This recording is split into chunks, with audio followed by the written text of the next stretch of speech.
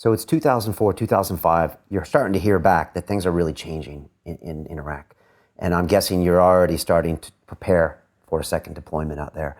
And I just wanted to ask, this organization that happened, and I want to hear more what it was like that first week in Ramadi, that they started doing, was that something that they had been planning for years, or was it just a natural progression of what happened, when we first went in and them doing the regrouping?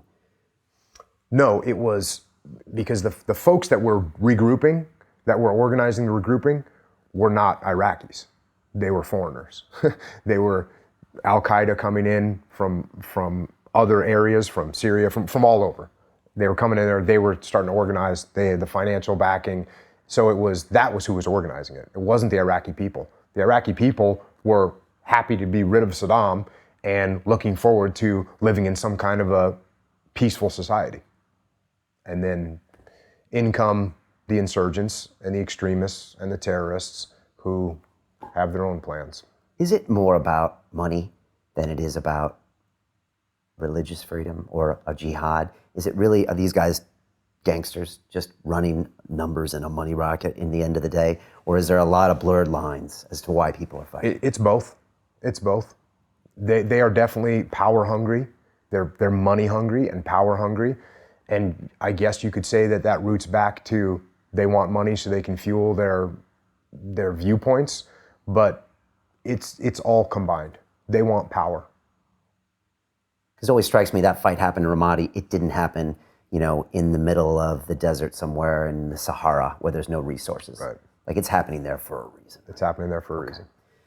You get back to Ramadi in 2006. When you land on the ground, how does it feel different, if it already does? And what's that first few days like in contrast to your first tour? Well, almost immediately we're going to memorial services for Army guys, Marines that are killed, which, was a rude awakening. So that's the welcome to Ramadi. The welcome to Ramadi is, you're going to go and pay your respects to some guys that were just killed. And there's firefights in the city. So we're just across the river from the city. There's firefights in the city all day. There's firefights in the city all night. We're on the rooftop of our building. You can sit there and watch tracer fire go back and forth. We're shot at from, across the riverbank. It was legit. It was legit combat. It was a legit bad scenario with sustained combat operations. How do you lead your men through that when they're dealing with not only the funerals, which definitely take a psychological toll, but then even that just constant firefighting over there? I mean, do you have to switch up your gear and think, okay, I got to lead stronger or maybe a little easier in certain scenarios? Are you changing a little bit? You do have to modulate your leadership. And you have to do that if you're in the business world. You have to do that if you're leading any kind of team. You've got to modulate. And you got to recognize when your guys need to be pushed and when your guys need to be not pushed and given a rest. So you're constantly doing that, regardless of what kind of team you're leading. And in combat, like, I say all the time, it's amplified. Because if you push your guys too hard in combat, they're going to break. Whereas in business, maybe they make errors on something, or maybe they do snap. I mean, it does happen in the business world where people can't take it anymore. But in combat, it'll happen very quickly. And so, you're constantly modulating and taking measure of where your guys are at. And, sometimes I didn't do a great job of that. Sometimes I went a little far and said, ooh, wow, I just saw the look on that guy's face. He needs a rest. And I should have recognized that earlier. And, you make mistakes, no doubt.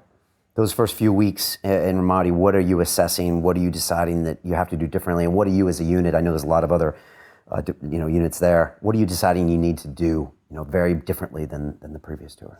Well, one of the biggest things was the strategy.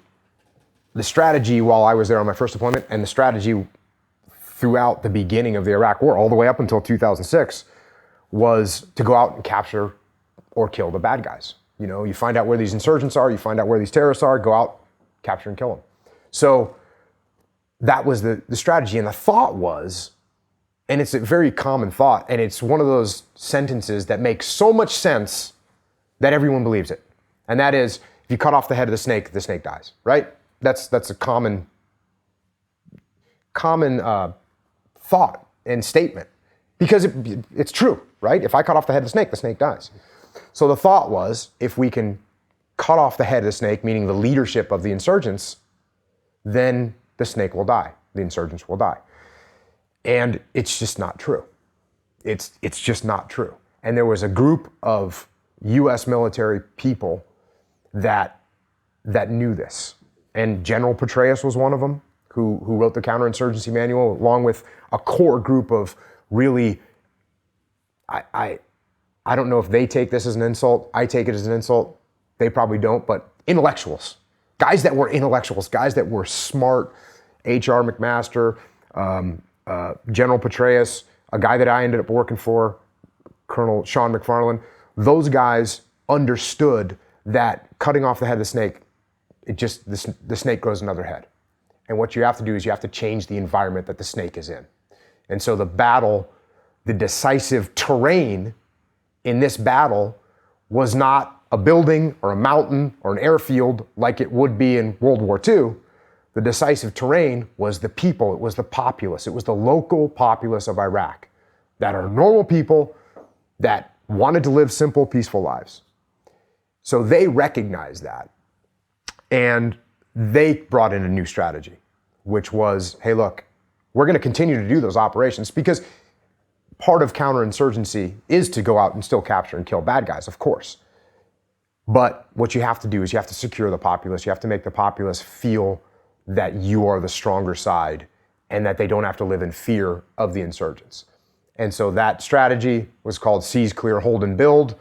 And when the 1-1 AD, which was the large brigade of soldiers and Marines that came in and took over Ramadi from the last unit that was there. So when we arrived in Ramadi, it was a reservist unit, and they were awesome guys, the 228 out of Pennsylvania. And if you don't know what a reservist is, in England, it's the Tthe. It's people that are, plumbers and physicians and drivers and normal teachers, just civilians that they do whatever it is, 1 weekend a month and 2 weeks in the summer. But all of a sudden they get called up, their number gets pulled, and there they are, they're in Ramadi. They were there for 14 months. They fought heroically, did an amazing job. And by the time we got there, they were battle-hardened warriors. But it was their turn to go home. So in to take their place was this armored brigade called the 1-1 AD, the Ready First Armored Brigade, the 1st Brigade of the 1st Armored Division. They came in to take over, and they brought in Sean McFarland, who, like I said, was an incredibly smart guy who had, again, experience plays a big role. He had been in northern Iraq in a city called Tal Afar, where this other Colonel McMaster had used this strategy up there and won and pacified the city. And he turned over with Sean McFarland, and Colonel McFarland then came to Ramadi and knew the strategy to use, which was completely different than what we'd been doing. It was a lot more risky, it was a lot more aggressive, and it was the right thing to do, which is go into these enemy-controlled neighborhoods and build these combat outposts, these reinforced buildings where coalition forces, meaning both American soldiers and Iraqis, would go there and live and stay and drive out the insurgents, not just one night, go get a bad guy and leave, but stay there permanently and drive out those insurgents from those areas and protect the local populace so the local populace could live in peace, turn against the insurgents, and finish them off. To watch the rest of this fascinating interview, click on the link below and go to londonrealacademy.com. There you can sign in with your social media login and watch the rest of the episode for free, along with all of our episodes on London Real, my webinars, and all of our premium content, all located over at londonrealacademy.com. So click on the link below, you'll be directed there, and you can watch the rest of this fascinating interview, and I'll see you there.